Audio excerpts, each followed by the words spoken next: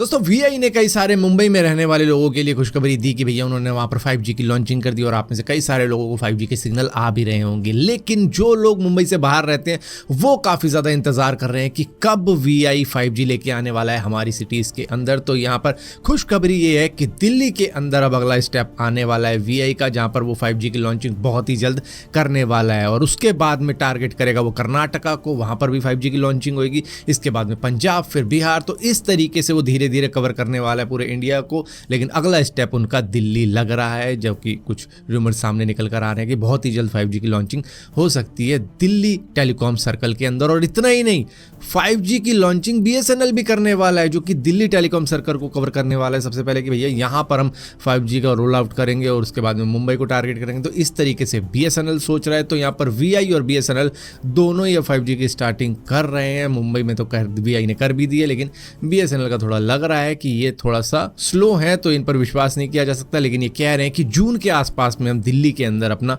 5G लेके आएंगे। बाकी VI का तो बहुत ही जल्द होने वाला है, शायद इसी महीने हो जाए। दोस्तों अगर आप Xiaomi का कोई प्रोडक्ट लेने की सोच रहे हो तो यही सही टाइम है आपके लिए Xiaomi के प्रोडक्ट लेने का, क्योंकि Xiaomi समर सेविंग ऑफर चल रहा है इस वक्त में, जो कि 10 अप्रैल तक चलेगा, जहां पर आपको भारी भरकम डिस्काउंट मिल जाएगा स्मार्टफोन के ऊपर, स्मार्ट वॉचेस के ऊपर, ईयरबड्स के ऊपर और बाकी के जो Xiaomi के प्रोडक्ट्स हैं उसके ऊपर। आप इनकी ऑफिशियल वेबसाइट पर जा सकते हो या फिर फ्लिपकार्ट, अमेजोन या फिर ऑथराइज रिटेल स्टोर पर जाके Xiaomi के किसी भी प्रोडक्ट को परचेज कर सकते हो। यहाँ पर कार्ड का डिस्काउंट भी मिल रहा है, अगर आपका क्रेडिट कार्ड है तो उसके ऊपर भी डिस्काउंट मिलेगा और ऊपर से डिस्काउंट तो चल ही रहा है इनका जो है। दोस्तों माइक्रोसॉफ्ट को पूरे 50 साल हो चुके हैं, जिसका सेलिब्रेशन वो वॉशिंगटन हेडक्वार्टर के अंदर कर रहे थे, जहां पर सत्य नडेला भी बैठे हुए थे, बिल गेट्स भी थे और भी कई जने थे, जहां पर सब बता रहे थे कुछ ना कुछ। यहाँ पर 2 महिलाएं आई, एक थी इब्तिहाल अबू साद और दूसरी थी वानिया अग्रवाल, और इन दोनों ने ही प्रोटेस्ट शुरू कर दिया है कि भैया माइक्रोसॉफ्ट बहुत गलत कर रहा है। माइक्रोसॉफ्ट की जो AI टेक्नोलॉजी है उसका यूज इजराइल करता है अपने वेपन्स के अंदर, जिसकी वजह से फिलिस्तीन के अंदर काफी ज्यादा लोगों की जान जा चुकी है। तो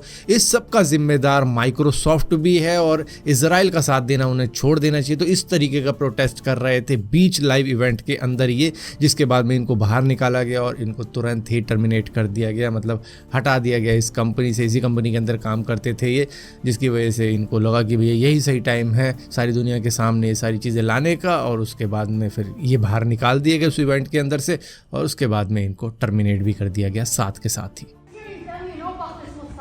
I hear your process, thank you. Shame on you. You are a war profiteer. I hear Stop you, thank using you. AI for genocide, Mustafa. Stop using AI for genocide in our region. You have blood on your hands. All of Microsoft. Well, I think... You're all hypocrites. I'm a Microsoft worker, and I do not consent to mine.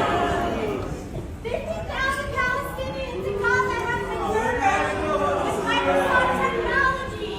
दोस्तों Apple ने India के अंदर iPhone की production और ज़्यादा बढ़ा दी है, जिसके बारे में आपको शायद मालूम चल गया होगा, क्योंकि ये जो टैरिफ वॉर चल रही है चाइना और US के बीच में, इन दोनों ने ही आपस में इतना टैरिफ लगा दिया एक दूसरे के ऊपर कि चाइना के ऊपर लगा दिया US ने करीबन 54% का। वैसे तो 34% का लगाया, लेकिन 20% पहले भी था, तो इन टोटल 54% का हो गया। इसके बाद में चाइना ने रिटेलिएटरी टैरिफ लगा दिया जो था 34% का। तो भैया यहाँ पर एप्पल वालों के कान खड़े हो गए कि भैया अब चाइना से इम्पोर्ट तो करवा नहीं सकते हैं, तो अब हमें कहीं और देखना पड़ेगा, जिसकी वजह से अब ये इंडिया की तरफ देख रहे हैं और इंडिया से कह रहे हैं कि भैया आईफोन की प्रोडक्शन और ज़्यादा बढ़ाओ और ज़्यादा इंपोर्ट चाहिए अब US को, क्योंकि यहाँ पर उतना टैरिफ नहीं देना पड़ेगा जितना चाइना के अंदर देना पड़ेगा। तो जिसकी वजह से बेनिफिशियल यही है कि इंडिया से मास इंपोर्ट किया जाए आईफोन का, और जिसके बारे में बताया भी जा रहा है कि भैया यहाँ पर रिकॉर्ड टूट चुके हैं जितना इंपोर्ट इंडिया ने कर दिया है एप्पल के आईफोन का या इनके प्रोडक्ट्स का इस साल में। क्योंकि ये जो टैरिफ वॉर हुई है उससे सबसे ज़्यादा फायदा आई थिंक इंडिया को हुआ है, क्योंकि इन्होंने टैरिफ नहीं लगाया US के ऊपर, लेकिन अब जो प्रोडक्शन हो रही है यहाँ पर और जो इंपोर्ट हो रहा है US के अंदर वो काफ़ी ज़्यादा बेनिफिशियल है इंडिया के लिए। दोस्तों बाइक्स के मामले में कई सारे लोगों को रॉयल एनफील्ड की बाइक काफ़ी ज़्यादा पसंद आती है कि इनकी बिल्ड क्वालिटी काफ़ी ज़्यादा स्ट्रॉन्ग होती है, गिर जाए पड़ जाए कैसे हो जाए इनका इतना ज़्यादा नुकसान नहीं होता। इसकी बिल्ड क्वालिटी की तारीफ करते हैं काफ़ी ज़्यादा लोग। लेकिन एक वीडियो के अंदर जो कि यूपी के मुजफ्फरनगर से आ रही है, जिसके अंदर दिखा रहे हैं कि 15 सेकंड के अंदर एक चोर ने बुलेट का ताला तोड़ा और उसके बाद में ले गया। तो इतनी अच्छी इसकी बिल्ड क्वालिटी है कि लॉक कोई भी तोड़ के आराम से लेके जा रहा है बाइकों को, और उसके बाद में डिसेंबल करके उसका इंजन अलग बिक रहा है, उसकी चेसी अलग बिक रही है, उसकी सीट अलग बिक रही है, उसकी लाइट अलग बिक रही है। तो इस तरीके से फिर मार्केट के अंदर बिकने लग जाती है। तो भैया 2.5 लाख रुपए खर्च करने के बावजूद भी अगर आप बाइक के लॉक को इतना स्ट्रांग नहीं कर सकते कि वो चोर से बच पाए, तो एटलीस्ट एक ताला ही दे दो बढ़िया सा कि चैन से बांध के रख लें हम। ये जो दोस्तों वीडियो देख रहे हो किसी स्टंट बाज की नहीं है, ये एक लगेज हैंडलर की है जो कि सिडनी एयरपोर्ट पे काम करता था, क्योंकि अब तो इसको निकाल दिया गया। ऊपर से इसको $1500 का फाइन भी लगा, जो कि करीबन 1,30,000 होते हैं। इसने क्या किया कि वहाँ पर देखा कि एक प्लेन है और इस पर मैं पॉपुलैरिटी के लिए फ़ोटो खिंचवा लेता हूँ, टरबाइन के अंदर घुस गया और उसके बाद में वहाँ पर कुछ इस तरीके की हरकत करने लग गया। और उसके बाद में जब ये पॉपुलर हुआ, क्योंकि ये वीडियो वायरल हो गई, जिसके बाद में वहाँ की अथॉरिटी ने इसको पकड़ लिया और उसके बाद में जो भी कोर्ट केस तो लगा ही लगा, और उसके बाद में जो सिडनी एयरपोर्ट है उसने अलग से इनके ऊपर फाइन लगा दिया। और ये एक ऐसा एक्ट था जिसके अंदर इसकी जान जा सकती थी। वो इंजन चालू नहीं था, बस पंखा घूम रहा था, लेकिन अगर वो अपनी फुल फोर्स पे चालू होता तो शायद आगे से ये घुसता और पीछे से निकलता।